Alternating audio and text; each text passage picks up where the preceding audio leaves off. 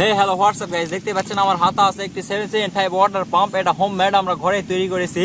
তো এটাকে আজকে আমরা কোনো ব্যাটারি দিয়ে না, সরাসরি সোলার দিয়ে চালিয়ে দেখবো। যার জন্য দেখতে পাচ্ছেন আমরা এখানে দুইটা সোলার প্যানেল লাগিয়েছি। এটা হচ্ছে 30 ওয়াট, এটা হচ্ছে 50 ওয়াট, যার মানে দুইটা মিলে দাঁড়ালো 80 ওয়াট। তো আমরা 80 ওয়াট সোলার দিয়ে দেখবো যে মোটরটা থেকে কতটা জোরে পানি ওঠে বা আদৌ ঘুরবে কি না আমি জানি না। এই মোটরটা সর্বোচ্চ 150 ওয়াট পর্যন্ত পাওয়ার খরচ করে। তো আজকে আমরা 80 ওয়াট সোলার প্যানেলের মাধ্যমে কোনো প্রকার ব্যাটারি ছাড়া সরাসরি সোলার প্যানেল থেকে দেখবো যে এটা দিয়ে পানি উঠবে কি না।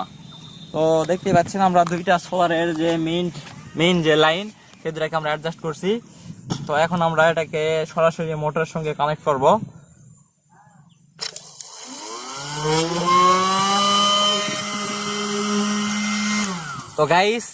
তো গাইস দেখতে পাচ্ছেন যে সরাসরি দুইটা সোলার 80 ওয়াট সোলারের সঙ্গে কানেক্ট করা মাত্র মোটরটা কিরকম ফোর্সে ঘুরছে, এটার শব্দ শুনে আপনারা আন্দাজ লাগাতে পারছেন। তো এখন আমরা দেখবো যে আসলে পানিটা কত স্পিডে ওঠে।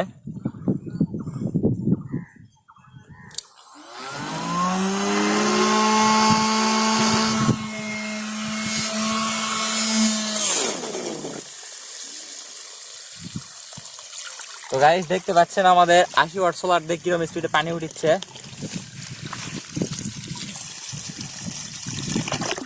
এই হচ্ছে আমাদের পানির ফোর্স।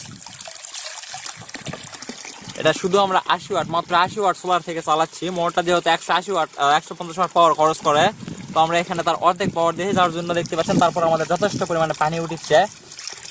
তো আশা করি ভিডিওটা আপনাদের ভালো লাগছে, বা যাদের মনে প্রশ্ন ছিল আসলে সোলার দেখে এই মোটরটা চলবে কিনা, তাদের জন্য এই ভিডিওটা। যদি আপনারা এর সেকেন্ড পার্ট দেখতে চান যে 200 ওয়াট বা 180 ওয়াটের সোলার প্যানেল দিয়ে এই মোটরটা কিরকম ফোর্সে পানি তুলবে, তাহলে অবশ্যই কমেন্ট করে জানাতে পারেন।